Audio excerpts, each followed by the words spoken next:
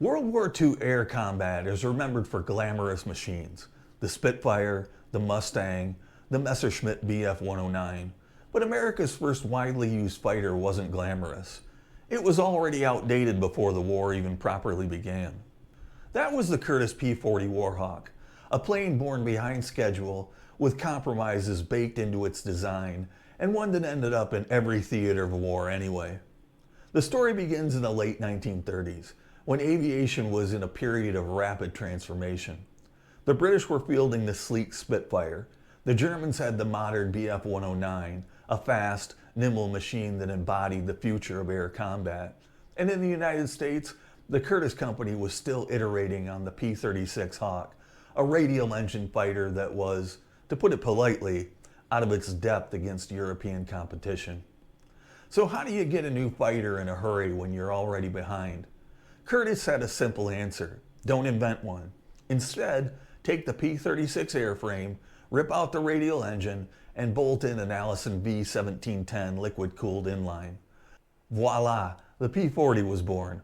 Faster than the Hawk, yes, but still a warmed-over design in a world sprinting towards cutting-edge technology. When the first flew in 1938, the P-40 was already behind the curve. Its high-altitude performance was weak, its climb rate uninspiring, and its handling described charitably as adequate. But the U.S. Army Air Corps needed fighters in numbers, and Curtiss was one of the few companies with production capacity ready to go. Better to have a mediocre fighter today than a perfect one 5 years from now. That was the P-40's secret to success. Not brilliance, not innovation, but timing. It was available, and it was good enough to put into service immediately. America entered the war with thousands of them, and allies across the world would end up flying the Warhawk under many different names. Tomahawk, Kitty Hawk, you name it. Of course, being available doesn't make you great. Pilots quickly realized that the Warhawk was outclassed by many of its contemporaries. Against the Japanese Zero, it couldn't match agility. Against German fighters, it struggled at altitude. But it had qualities that kept it in the fight. It was tough, well-armed, and could take a beating like few other planes. The P-40's reputation would eventually be shaped less by engineering excellence and more by image. Its iconic shark-mouth paint jobs, rugged service in unlikely theaters, and association with the Flying Tigers gave it a cultural footprint far larger than its technical merits deserved. In other words, the P-40 was the fighter nobody asked for, but everyone ended up with anyway. And somehow it worked. If the P-40 had a motto, it would have been, "Good enough for now." Born from the P-36 Hawk, the Warhawk's design process was basically an exercise in corner cutting. Rather than starting fresh with a cutting-edge airframe like the Spitfire or Messerschmitt, Curtiss engineers simply took their existing Hawk, pulled out its radial engine, and crammed in an Allison V1710 liquid-cooled inline engine. It was a practical decision, faster than the P-36, but not a revolution. The Allison V1710 gave the Warhawk decent speed at low altitudes, but came with a critical flaw: no turbocharger. At high altitude, the engine coughed, wheezed, and lost power like a 2-pack-a-day smoker on a mountain hike. This meant the P-40 was doomed to mediocrity above 15,000 feet, exactly where air combat in Europe tended to happen. Armament was one of the bright spots. 6 50 caliber Browning M2 machine guns gave the P-40 serious bite. In an era where some fighters still carried rifle caliber guns, the Warhawk's heavy firepower made it a dangerous opponent if you could actually get it into firing position. Ammunition capacity was generous too. Pilots didn't have to worry about running dry after a single burst. Handling was a mixed bag. The P-40 could dive fast and handle punishment, earning it respect among pilots who liked survivability over finesse. It rolled decently and held together under abuse. But climbing? Forget about it. The Warhawk ascended like a stubborn mule. Dogfighting nimble opponents like the Japanese Zero or the Bf 109 was a losing proposition if you played by their rules. Visually, the design wasn't sleek so much as bluntly functional. A long nose covering that Allison engine, a chunky midsection, and wings that seem built less for elegance and more for getting the damn thing off the ground. If the Spitfire was the ballet dancer of fighters, the P-40 was the bar brawler in a grease-stained shirt. Dark humor aside, the Warhawk wasn't a disaster. It was sturdy, simple to maintain, and available in numbers. And in 1940, that mattered more than brilliance. For many air forces, the US, Britain, Australia, the Soviets, the P-40 was a stopgap, a placeholder until something better could roll off the assembly lines. Think of it as the muscle car with drum brakes, powerful in some ways, terrifyingly outdated in others. But at least it could show up to the fight, which was more than could be said for a lot of America's other paper designs at the time. When the P-40 first entered service, it was already a compromise fighter. By the time war actually broke out, the compromises became obvious in blood and wreckage. The Warhawk's early combat record reads like a string of cautionary tales. Outclassed in the air, useful only if handled correctly, and reliant on its ruggedness rather than raw performance. In the Philippines and Malaya, P-40s went up against the Japanese Zero. This was not a fair fight. The Zero was lighter, faster to climb, and absurdly maneuverable. If you tried to dogfight one in a Warhawk, you were basically volunteering for the privilege of being a flaming lawn dart. Allied pilots who ignored that lesson often didn't live long enough to repeat the mistake. But the P-40 had redeeming features. It was built like an iron bathtub with wings. Pilots learned quickly that while they couldn't outclimb or outturn their opponents, they could dive like hell and soak up punishment on the way down. Stories of P-40s limping home riddled with holes became common, the airframe proving far tougher than its reputation as second-rate junk might suggest. Survivability mattered. In a brutal kind of math, an inferior fighter that brings its pilot home is better than a superior one that leaves wreckage scattered across the jungle. Many Allied airmen walked away from missions in P-40s that would have been coffins and lighter, less durable machines. That toughness earned the Warhawk a certain grim respect. Pilots might grumble about its lack of altitude performance, but they also admitted it could take hits and keep flying when it absolutely shouldn't. The P-40 also began to find its personality in those early campaigns. RAF units in North Africa painted the famous shark mouth designs on the Warhawk's long nose, transforming a workmanlike fighter into a cultural icon.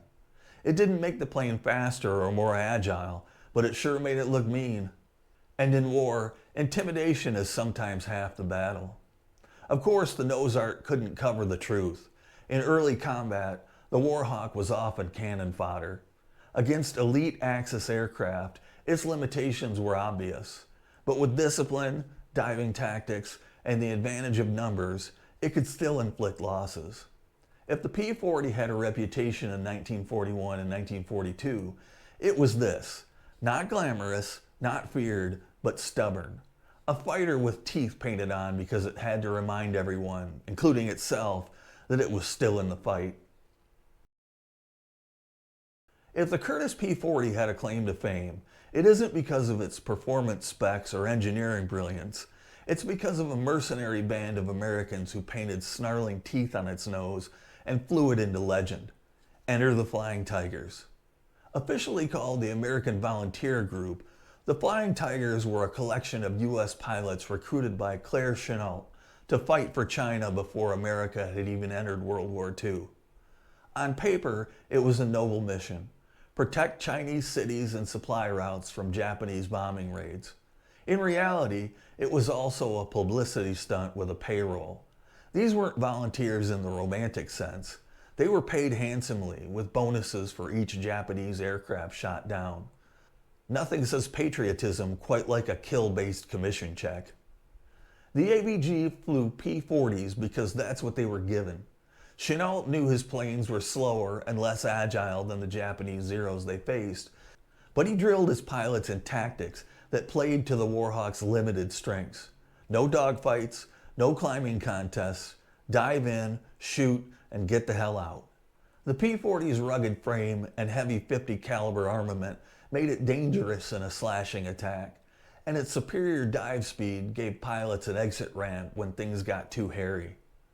The kill claims of the Flying Tigers became legendary. Somewhere around 296 Japanese aircraft destroyed for the loss of only a couple dozen P-40s. That ratio sounded too good to be true, and in fact, it was. Later records suggested the actual numbers were far less glamorous, but by then the myth had already taken hold. American newspapers plastered the shark-mouthed P-40s across their front pages. Hollywood made films about them, and suddenly the Warhawk had a heroic reputation it hadn't earned on engineering alone. What made the Tigers famous wasn't just numbers, it was style. The shark mouth design, adapted from British units in North Africa, turned the P-40 into something instantly recognizable and visually intimidating. In the age before social media, this was viral marketing with wings. Every propaganda photo of a snarling P-40 made the plane look more dangerous than it really was. The ABG disbanded in 1942, absorbed into the U.S. Army Air Forces, but by then the damage, or the magic, was done. The P-40 was cemented in the public imagination as America's scrappy underdog fighter. Never mind that its pilots had to rely on hit-and-run tactics to survive. Never mind that exaggerated kill counts were passed off as gospel. In the mythology of World War II, the Flying Tigers made the P-40 a hero, and in war, image sometimes counts for more than truth. For the Warhawk, this was its peak of fame, not because it suddenly became a world-beating fighter, but because clever tactics, dramatic paint jobs, and shameless propaganda turned a second-rate aircraft into a cultural icon. In other words, Hollywood made the P-40 a star, while pilots just tried to make it back alive. If there was one theater where the Curtiss P-40 actually earned some honest respect, it was North Africa. The Desert Campaign gave the Warhawk the kind of conditions it could handle: low-altitude battles, harsh environments, and plenty of targets that didn't require climbing to 25,000 feet. In that arena, the P-40 wasn't glamorous, but it was dependable, like a mule that kicked hard enough to matter. The RAF had already been using the P-40, which they dubbed the Tomahawk and later the Kitty Hawk. British and Commonwealth pilots quickly discovered the same limitations everyone else did. At altitude, the plane was a dog, but in the desert, most of the fighting happened low to the ground, often in brutal hit-and-run contests over convoys and armored columns. Here, the Warhawk's toughness and firepower actually worked in its favor. Against the German Bf-109, the P-40 was outclassed in climb and agility, but it could dive away and it could hit hard. Against Italian Mach-E C-202s, the match was a little closer, though Italian pilots usually had the edge in maneuverability. The trick, as always, was discipline. P-40 pilots who fought the fight on their own terms, diving attacks, boom and zoom tactics, could rack up kills. Those who tried to turn with the enemy usually didn't come back. The Warhawk also proved it could survive the desert itself. Engines that choked on dust, sand-scoured canopies, and heat that cooked pilots alive inside their cockpits. These conditions killed many aircraft faster than enemy bullets. The P-40, rugged and relatively easy to maintain, handled it better than most. Mechanics could keep them running under conditions that would have left more sophisticated planes grounded. That alone made it valuable. Several notable aces made their mark in the P-40s in North Africa. Australian pilot Clive Caldwell scored the majority of his 28 victories in Kitty Hawks, proving the plane could be lethal in the right hands. RAF ace Billy Drake also wrung success out of the P-40, flying aggressive, low-altitude strikes against Axis forces. These weren't fairy tale dogfights. They were brutal, sweaty, slugging matches in the desert, where survivability mattered more than grace. The shark-mouth paint jobs, adopted by RAF squadrons, only added to the Warhawk's legend. Imagine being an Axis pilot diving into combat only to see snarling grin racing towards you at 300 miles an hour. Did it make the P-40 deadlier? Not really. Did it make it memorable? Absolutely. In the end, North Africa proved the P-40 wasn't entirely useless. In the right theater, under the right tactics, it could hold its own. It wasn't the star of the show, but it was a solid supporting actor, one that kept the pressure on the Axis when better planes weren't yet available. Or, put another way, it was the fighter equivalent of warm beer in the desert. Not ideal, but you'd be damn glad to have it when the alternative was nothing at all. When the United States cranked up its war machine, thousands of P-40s ended up on ships headed not just to Britain or China, but to the Soviet Union. Thanks to Lend-Lease, the Warhawk became one of the many gifts Uncle Sam sent to help Stalin keep the Red Army's head above water. In total, the Soviets received more than 2,400 P-40s. On paper, that sounded impressive. In practice, the reaction was about as lukewarm as you'd expect when someone hands you a pair of shoes 2 sizes too small. Soviet pilots weren't impressed.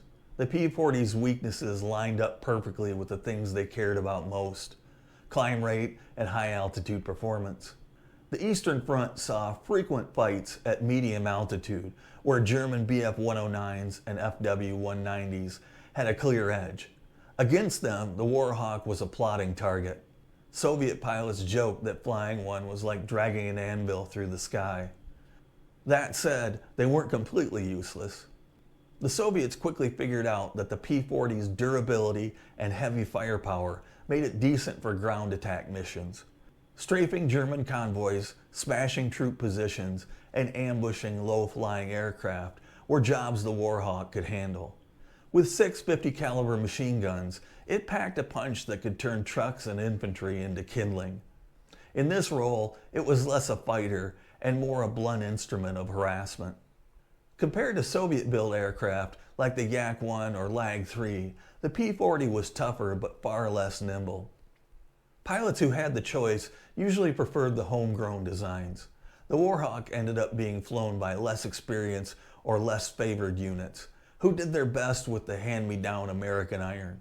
It wasn't glamorous, but it was better than nothing. An aircraft you flew because you had to, not because you wanted to. The Soviet verdict on the P-40 could be summed up as serviceable. They weren't going to write love songs about it, but they weren't going to throw it in the trash either. It was a tool, one that filled gaps when better machines weren't available. If the Yak was a rapier and the Sturmovik was a sledgehammer, the P-40 was a borrowed crowbar. Awkward, but still capable of breaking things if swung hard enough. In the end, the Warhawk did its duty on the Eastern Front, though it never earned much affection.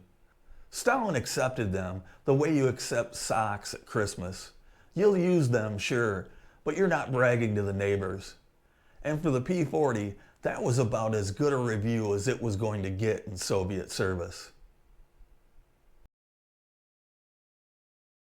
While the Flying Tigers in North Africa grabbed headlines, the Curtiss P-40 was quietly slogging away in a dozen other corners of the war. It was the definition of a workhorse. Not the star of the show, but always on stage somewhere, doing the unglamorous jobs nobody else wanted. In New Guinea, Australian and American squadrons flew P-40s through jungles and mountains that chewed up machines and men alike. Combat there was brutal, low altitude, and often chaotic. Japanese Zeros still had the edge in agility, but P-40 pilots leaned on the same tactics that worked elsewhere. Dive hard, shoot straight, and don't stick around to turn with the enemy. Many Allied airmen survived dogfights that they had no business winning because the Warhawk could take a hit and keep flying. Burma was another theater where the P-40 left its mark.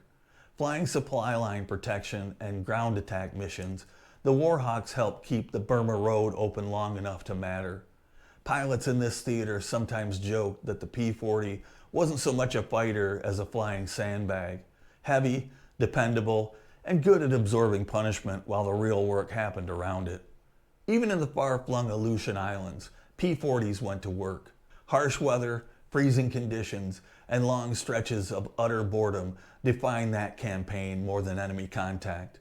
The Warhawk was hardly ideal for Arctic conditions, but it was there, flying patrols and strikes when called on. If nothing else, the P-40 proved it could operate in extremes: jungle heat, desert sand, or frozen wasteland without collapsing completely. Other Allied nations also flew the P-40 with mixed enthusiasm. The Royal Australian Air Force, Royal New Zealand Air Force, and South African Air Force all put Warhawks to work, mostly in ground attack and defensive roles.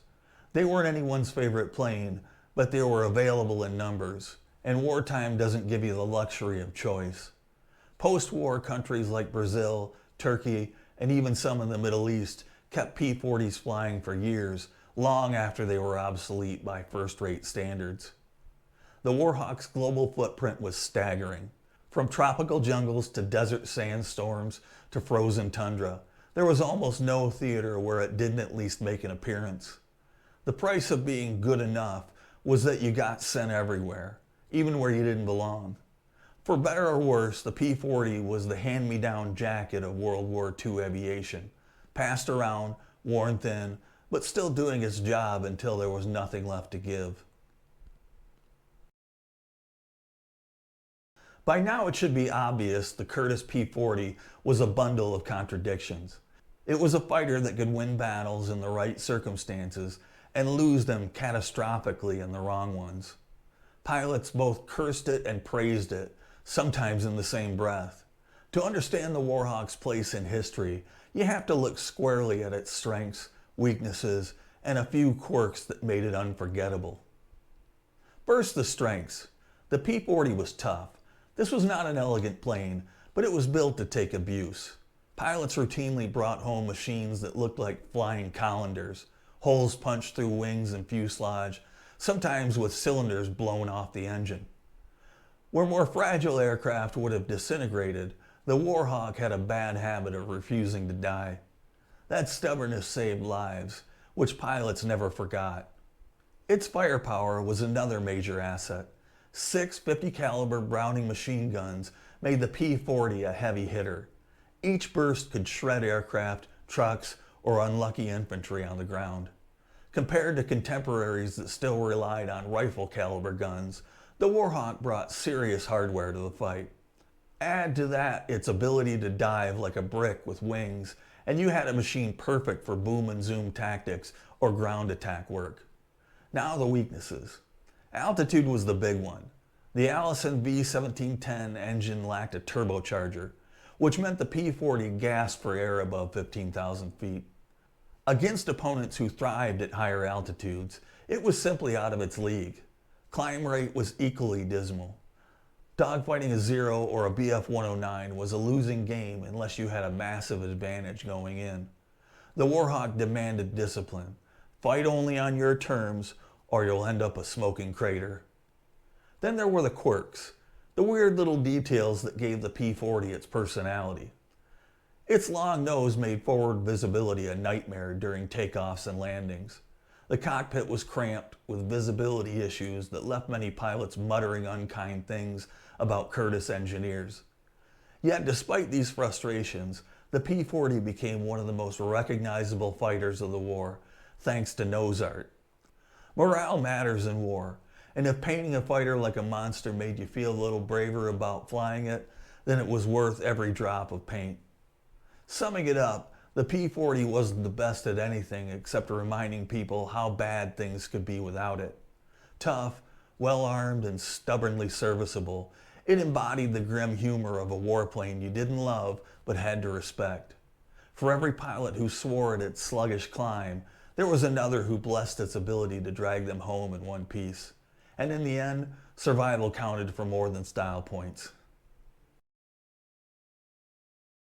When historians talk about World War II fighters, the Curtiss P-40 rarely gets top billing. The Mustang, the Spitfire, the Messerschmitt, those are the headliners. The Warhawk, meanwhile, was the scrappy opening act that somehow managed to play every venue on the tour. It wasn't the best, but it was everywhere, and that ubiquity gave it a legacy bigger than the sum of its parts. Over 13,700 P-40s were built, a staggering number considering it was considered outdated almost from the moment it entered service. That production run made it one of the most numerous American fighters of the war. From the deserts of North Africa to the jungles of Burma, from the frozen Aleutians to the dusty steppes of the Soviet Union, there was almost no front where the Warhawk didn't show up. In total, 28 nations flew the P-40 at one time or another. Allies, minor powers, even countries that picked up leftovers after the war ended. Brazil flew them, Turkey flew them, New Zealand, South Africa, and Canada flew them. It became the international currency of good enough aviation. Wherever you looked, some squadron was making do with the Warhawk. Yet by 1944, the P-40 was finished as a frontline fighter. Newer machines like the P-51 Mustang, P-47 Thunderbolt, and F-4U Corsair left it in the dust. These aircraft had the altitude performance, speed, and advanced engines that the Warhawk could never match. The P-40 quietly faded into secondary roles, training, ground attack, and serving in the air forces of smaller nations who couldn't be picky. What's striking is how the P-40 is remembered today. Ask an aviation enthusiast, and they'll likely mention the shark-mouthed nose before rattling off statistics. Its cultural image has survived better than its technical reputation. Air shows still featured restore Warhawks, and they're crowd favorites. Not because they were world beaters, but because they look damn good in flight and carry the aura of a survivor. Pop culture also played a role. The Flying Tigers mythos endured that the P-40 would always have a place in American memory. Movies, propaganda posters, and glossy wartime photographs did more for the Warhawk's legacy than any combat record could. Even today, a P-40 painted with snarling teeth feels iconic in a way that few other fighters manage. So what's the verdict on the Curtiss P-40? It wasn't the best, the fastest, or the most feared, but it was there, everywhere, and it kept fighting long after logic said it should have been retired. Sometimes showing up is half the battle, and the P-40 showed up in spades. The Warhawk may not have been a thoroughbred, but it was a fighter that did its job with grit, stubbornness, and just enough menace painted on its nose to be remembered forever. I'm Dave. I appreciate you watching. Please consider subscribing, and until next time, stand tall.